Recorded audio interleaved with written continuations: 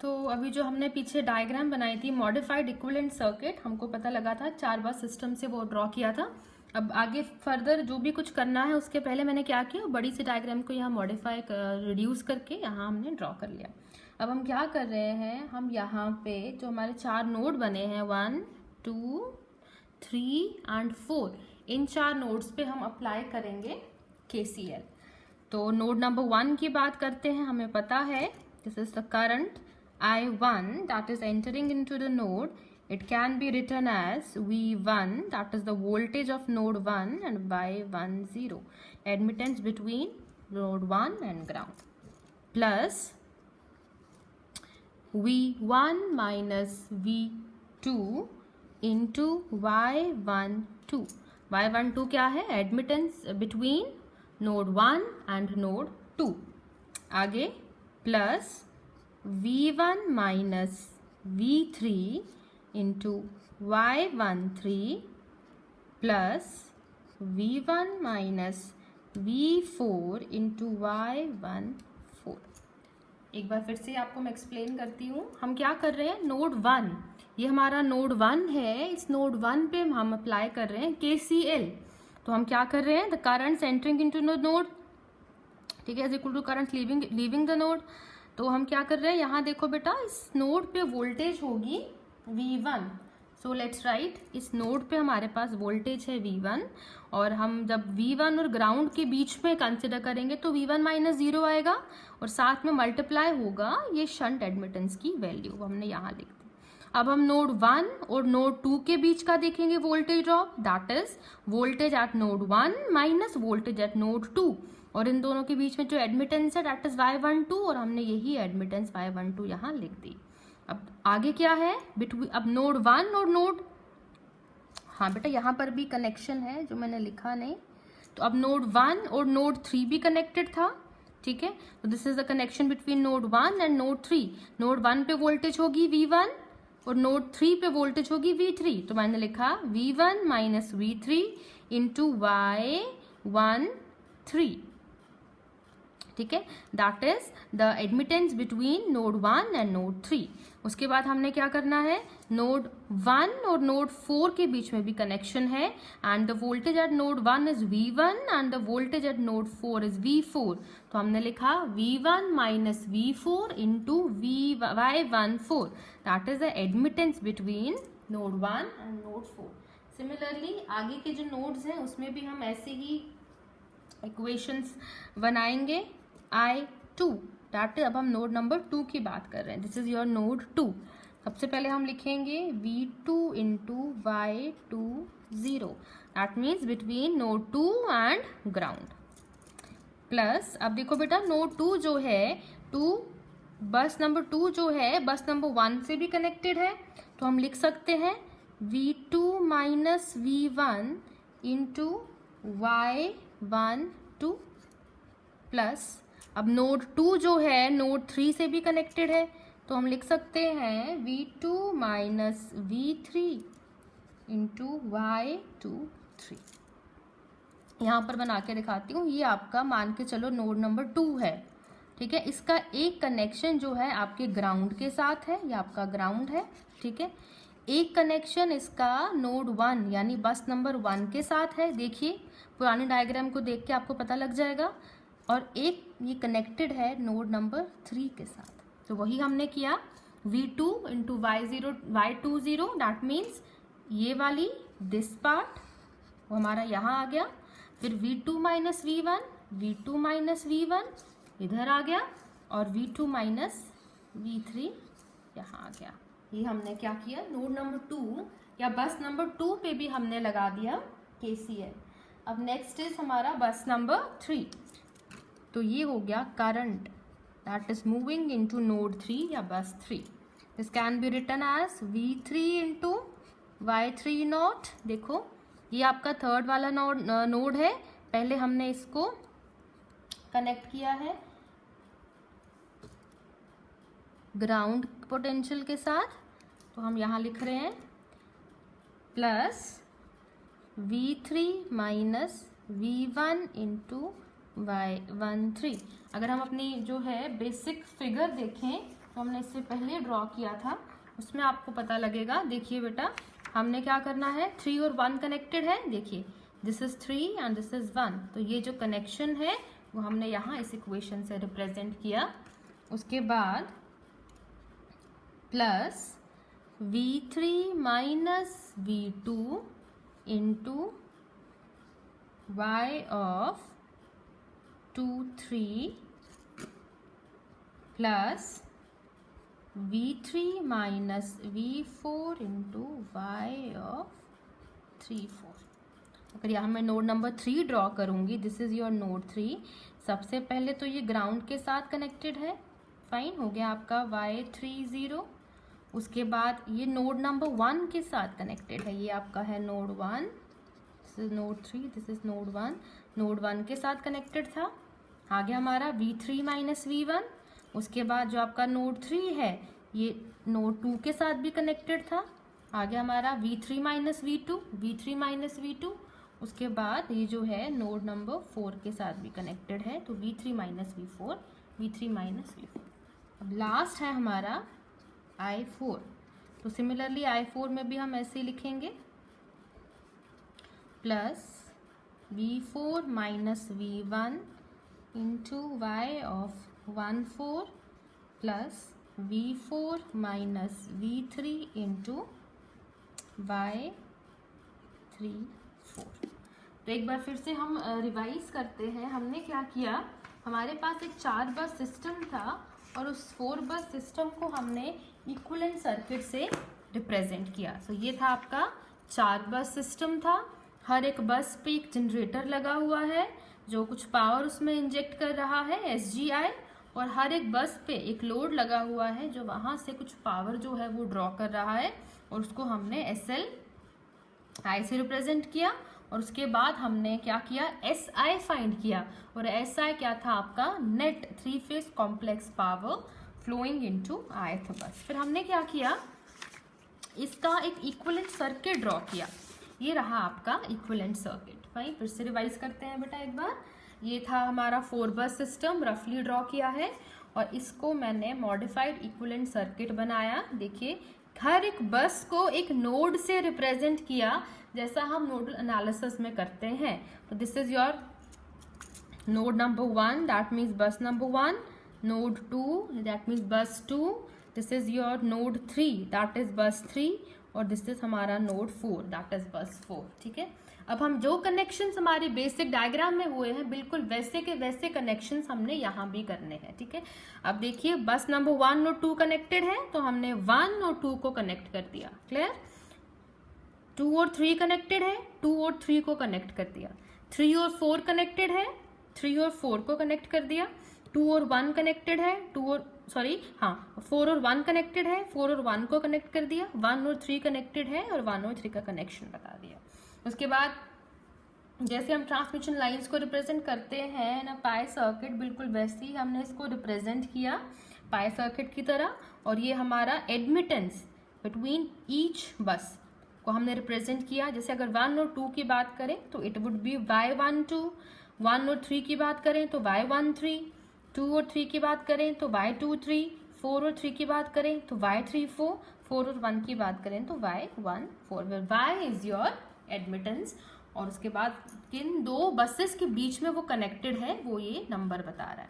उसके बाद क्या कर रहे हैं, शंट एडमिटेंसेस को हम रिप्रेजेंट कर रहे हैं इस तरह से, between the bus or the node and the ground. अब since they all are connected to the ground potential, तो हम लिख रहे हैं y10, y20, this is your y30, this is your y40। ठीक है, हमें पता है हर एक बस के साथ एक जनरेटर लगा हुआ है और कुछ पावर, नेट पावर जो हमने पहले कैलकुलेट की SI, वो हमारे यहाँ S1 है, S2 है, S3 है, S4 है, और इसके साथ साथ कुछ करंट भी इंजेक्ट हो रहा है हर एक नोड पे, वो हमने यहाँ रिप्रेजेंट किया। अब बिल्कुल इसी वाली डायग्राम पे हमने आगे KCL अप्लाई किया है for I1, I2, I3 and I4। तो ये रहा आपका KCL जो आपने क्या किया, हर एक नोड पे आपने अप्लाई कर दिया। अब हम क्या करेंगे, इन इक्वेशंस को हम अरेंज करेंगे। तो ये इक्वेशंस है हमारी, हम इनको अरेंज करेंगे एक मैट्रिक्स की फॉर्म में, और वो मैट्रिक्स हमारा कैसा बनेगा, बिल्कुल ऐसा।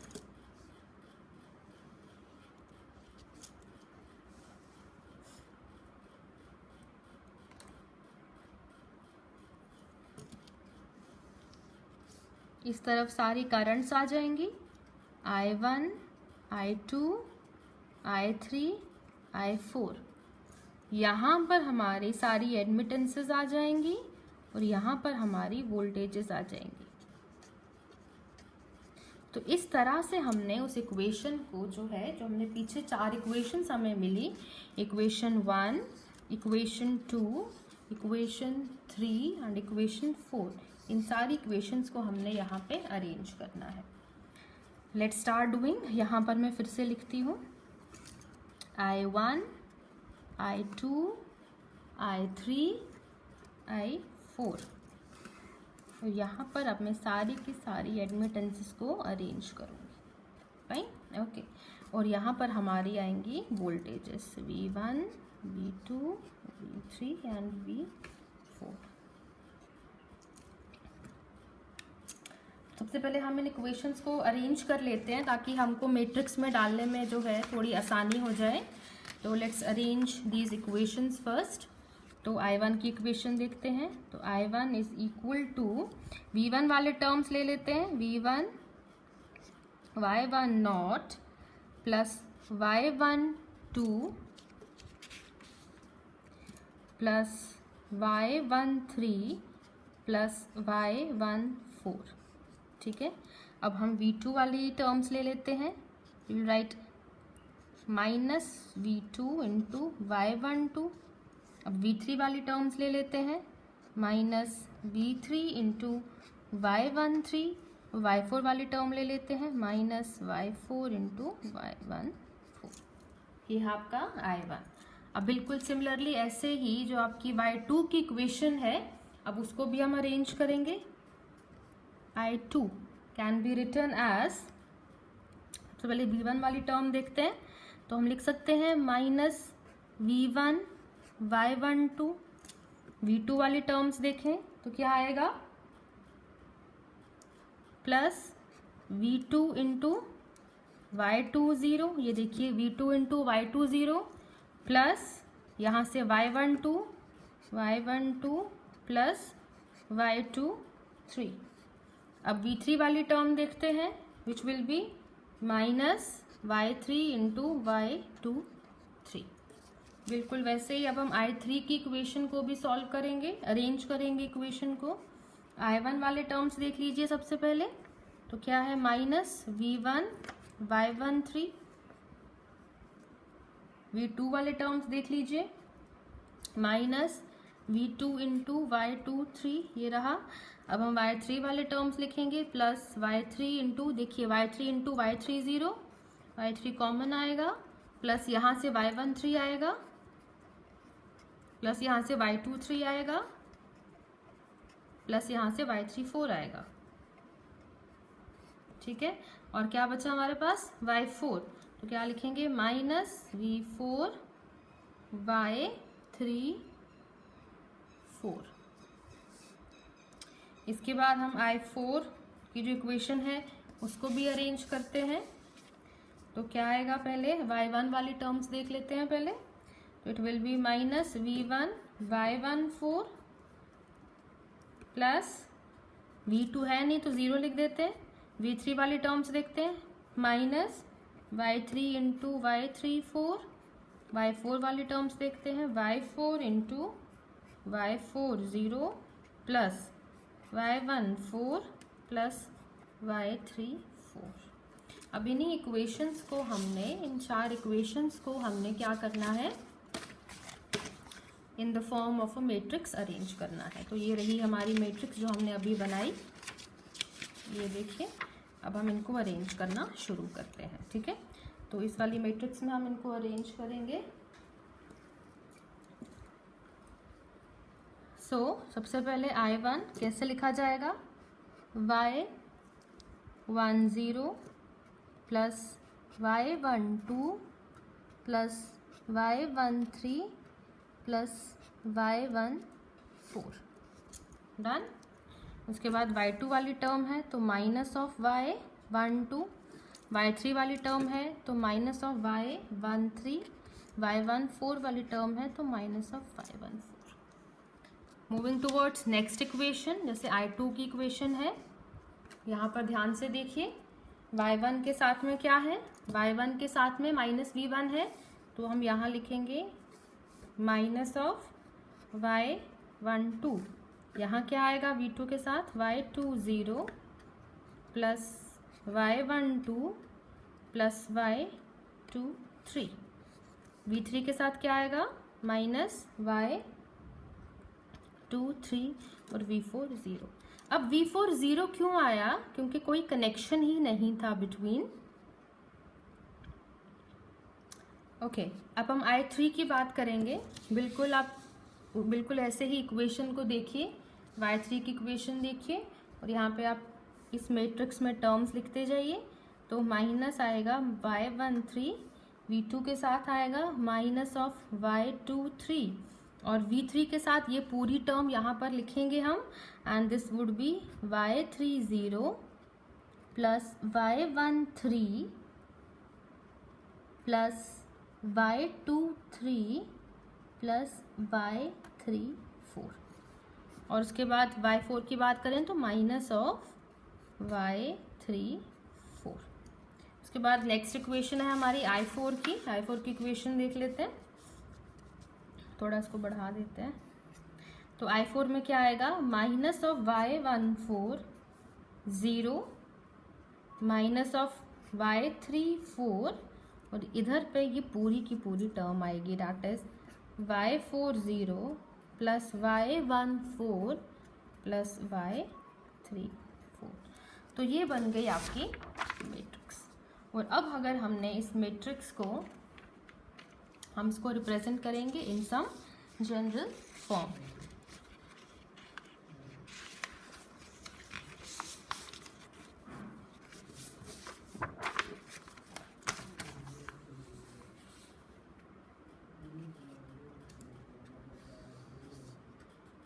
I1, I2, I3, I4 this is equal to, हम ऐसे लिख सकते हैं y11 capital Y, y12 y13 y14, y21 y22 y23 y24, y31 y32 y33 y34, y41 y42 43 44। और यहाँ पर हमारी जो वोल्टेज की मैट्रिक्स है वो एज इट इज आएगी। अब हम देखते हैं कि y11 किसके इक्वल है, तो हम लिख रहे हैं y11 इज इक्वल टू, जिससे पहले हमने मैट्रिक्स जो है फॉर्मुलेट की है, यहाँ से देखते हैं y11 यही है। तो y11 is equal to y10 plus y12 plus y13 plus y14। Similarly y12, पहले हम डायगोनल एलिमेंट्स देख लेते हैं। फाइन, तो हमारा सेकंड डायगोनल एलिमेंट है y22, तो your y22 is equal to, यहाँ से देखिए y22, यहाँ से हमें पता लग रहा है y22 is equal to y20 plus y12 plus y23। Next element is, जो डायगोनल एलिमेंट है वो है y33, तो y33 is equal to y30 plus y13 plus y23 plus y34। Next element diagonal है, that is y44 and y44 is equal to y40 plus y14 plus y34। तो ये हमने सबसे पहले अपने डायगोनल एलिमेंट्स लिख दिए, ठीक है। तो दैट मीन्स दिस वाज, जो डायगोनल एलिमेंट्स हैं हमारे इस मैट्रिक्स में, इनको हम लिखते हैं yi। तो ये हमारे डायगोनल एलिमेंट्स हैं, हम इनको सेल्फ एडमिटेंस और ड्राइविंग एडमिटेंस भी कहते हैं, ड्राइविंग एडमिटेंस।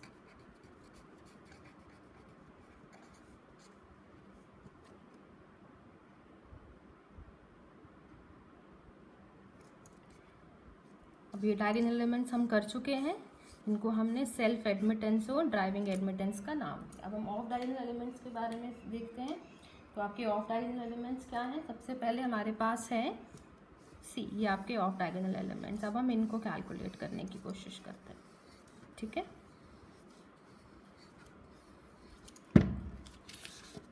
तो सबसे पहले है हमारे पास y12, y12। So your y12 is equal to y21, which is equal to minus of y12। ये देखिए, ये हमारी ओरिजिनल मैट्रिक्स है जो हमने कैलकुलेट की थी। यहाँ पर जो था ये है आपका y12, फाइन, और ये आपका एलिमेंट है y21। Both of them are equal, तभी हमने यहाँ पर लिखा y12 is equal to y21 is equal to minus of y12। इसके बाद next is your next off diagonal element कौन सा है देखते हैं। ये है हमारी matrix. So next off diagonal element is y13। तो similarly y13 is equal to y31 is equal to minus of y13। देखिए यहाँ से पता लगेगा, ये रहा आपका कौन सा एलिमेंट y13, और ये रहा आपका y31, और y31 और y13 both are equal to minus of y13। Next is y14। बिल्कुल ऐसे ही y14 y41 के इक्वल है, और वो दोनों माइनस ऑफ y14 के इक्वल है। So next is your y23, and similarly y23 is equal to y34 is equal to minus of y23. Next is y34 which is equal to y43 which is equal to minus of y34, and finally you have y24 is equal to y42 is equal to 0. Now why is this 0? Because there is no connection between bus number 2 and bus number 4. हम diagram में देख ही सकते हैं कि बस number 2 और बस number 3 के बीच में, सॉरी ये देखिए, बस नंबर 2 और बस नंबर 4 के बीच में कोई भी कनेक्शन नहीं था, तभी जो हमारा इसका एडमिटेंस है वो 0 आया। अब ये सारे हमारे ऑफ डायगोनल एलिमेंट्स हैं, तो हम इनको रिप्रेजेंट करते हैं बाय YIP, और इनको हम कहते हैं म्यूचुअल और transfer admittance, and this is the admittance between ith and pth nodes. I और P दो नोड्स के बीच में जो हमारी एडमिटेंस है, जिसको हमने VIP से रिप्रेजेंट किया, ये हमारी म्यूचुअल या ट्रांसफर एडमिटेंस है, ठीक है। तो अब हमने एक मैट्रिक्स बनाई, वाई बस मैट्रिक्स, जिसके पूरे एलिमेंट्स हमने डिफाइन किए, और अब हम इसको एक जनरल फॉर्म में लिख सकते हैं। तो जनरल फॉर्म में हम क्या लिखेंगे, ये रही आपकी मैट्रिक्स।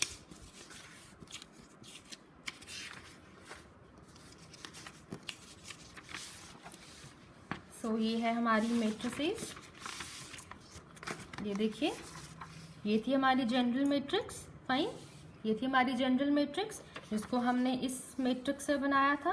तो हम इसको एक जनरल फॉर्म में लिख सकते हैं लाइक दिस, I बस इज इक्वल टू Y बस इंटू V बस, ठीक है। तो आपकी वाई बस क्या है, आपकी वाई बस ये एडमिटेंस मैट्रिक्स है जो हमें कहाँ से मिली है, हमें ये मिली है फ्रॉम द बस सिस्टम। हमारे पास यहाँ 4 बस सिस्टम था, दैट इज वाई हमारे पास ये 4x4 की मैट्रिक्स आई, और ये हमको कहाँ से मिला है, फ्रॉम द कनेक्शंस। हमने देखे कि कौन सी 2 बसेस में कितने कनेक्शंस हैं, उन कनेक्शंस की हेल्प से हमने ये वाई बस मैट्रिक्स जो बनाई, और इस वाई बस मैट्रिक्स को हम कहते हैं एडमिटेंस मैट्रिक्स। ठीक है, तो यहाँ पर भी अगर हम लिखना चाहें, यहाँ पर भी हम यहाँ लिख सकते हैं in general form we can write like this: I bus is equal to y bus into v bus। उसके बाद हम इसका इन्वर्स भी ले सकते हैं। ये आपकी एडमिटेंस है और हमको पता है that z bus is equal to inverse of y bus. तो अगर इस y बस से आपको z बस बनानी हो तो आप बिल्कुल इजीली बना सकते हैं। Then it would be your v bus is equal to z bus into y bus। all you need is to take the inverse of your y bus in order to formulate your z bus। अब इस y बस के basis पर हम एक question solve करने की कोशिश करेंगे। ये क्वेश्चन मैं आपको ऑलरेडी टी शीट में दे चुकी हूँ और इसका सोल्यूशन भी आप लोगों को मैं सेंड कर चुकी हूँ।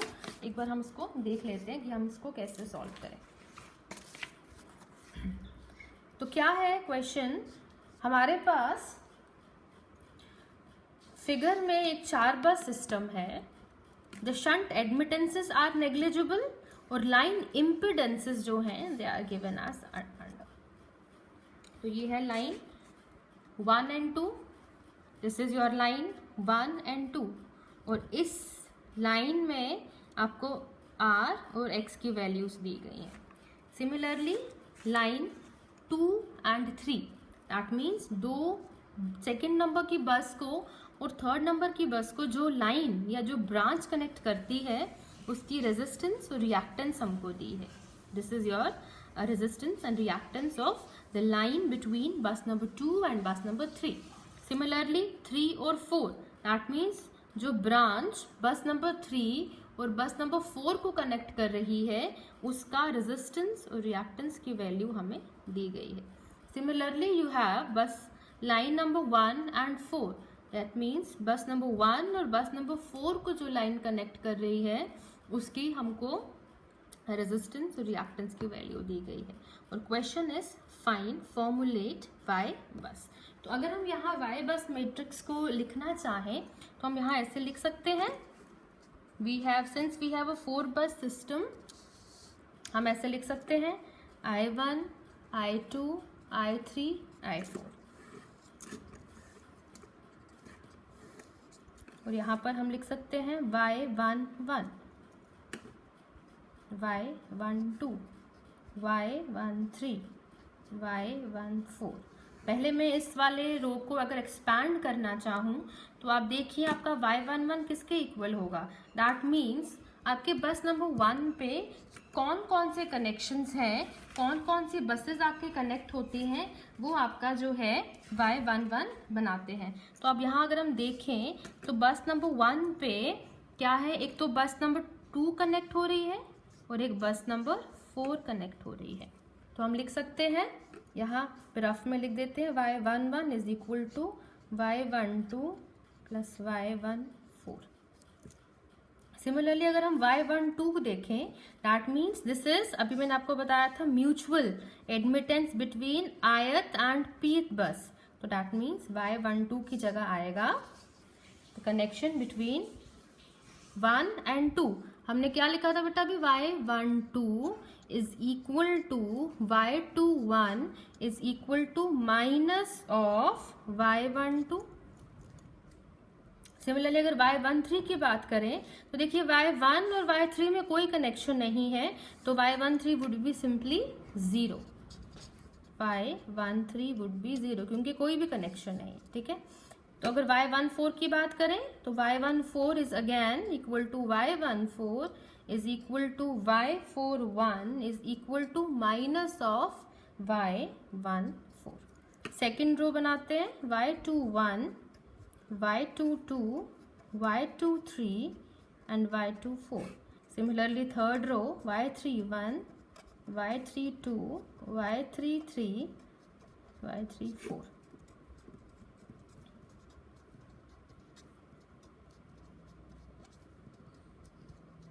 तो ये हमारी बन गई वाई बस। अब हमने यही देखना है कि कौन से बस पे और कौन सी अदर बसेस आके कनेक्ट होती हैं, सो दैट हम ये वाली जो मैट्रिक्स है वो पूरी कंप्लीट कर लें। तो सोल्यूशन स्टार्ट करने से पहले, सिंस हमको बताया गया है कि you have been given the line impedances but what we need is admittance और वाई, तो हमने क्या किया, यहाँ पर जी और बी की वैल्यूज जो है कैलकुलेट कर ली। दैट मीन्स हमने y को कैलकुलेट करने के लिए where y is equal to g plus iota b, हमने क्या किया, अपना ससेप्टेंस और अपना कंडक्टेंस की वैल्यूज कैलकुलेट करके हमने एक चार्ट बना दिया। ठीक है, तो ये क्या है, that is g between 1 and 2।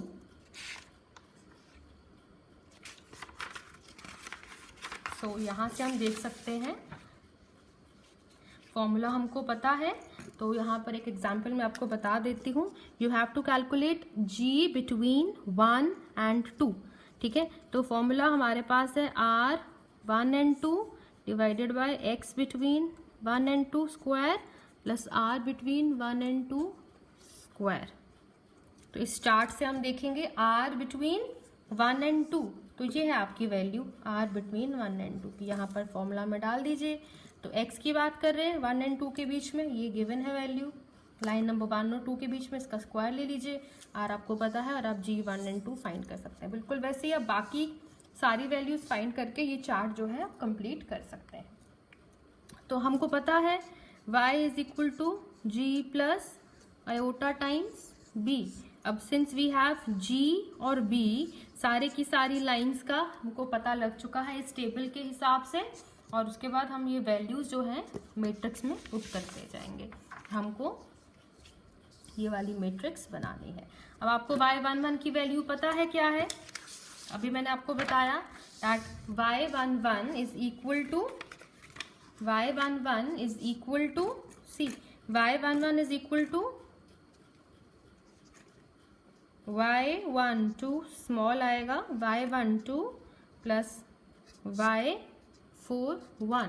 ठीक है, तो y11 और y41 की वैल्यू कहाँ से मिलेगी हमें, इस टेबल से ये वैल्यूज मिलेंगी, और यहाँ से वैल्यूज कैलकुलेट करके आप इस मैट्रिक्स में फाइंड करें और मुझे y बस मैट्रिक्स फाइंड करके दें। ये क्वेश्चन आपको मैंने एक टी शीट में दिया है, आप इसको ट्राई कीजिए और मेरे को सोल्यूशन सेंड कर दीजिए। तो अभी के लिए इतना काफ़ी है, आगे हम पावर फ्लो इसमें आगे कंटिन्यू करेंगे, लोड फ्लो इक्वेशंस बनाएंगे और उन लोड फ्लो इक्वेशंस के सॉल्यूशंस फाइंड करेंगे। तो अभी के लिए हमें ये पता लगा, अभी के लिए हमने क्या क्या देखा कि लोड फ्लो स्टडीज क्यों ज़रूरी है, लोड फ्लो स्टडीज का क्या इंपॉर्टेंस है, वाई बस मैट्रिक्स फॉर्मुलेशन सीखा, इसके ऊपर एक न्यूमेरिकल किया हमने, और हमें ये भी पता लगा कि what are the various types of buses and what is a bus system.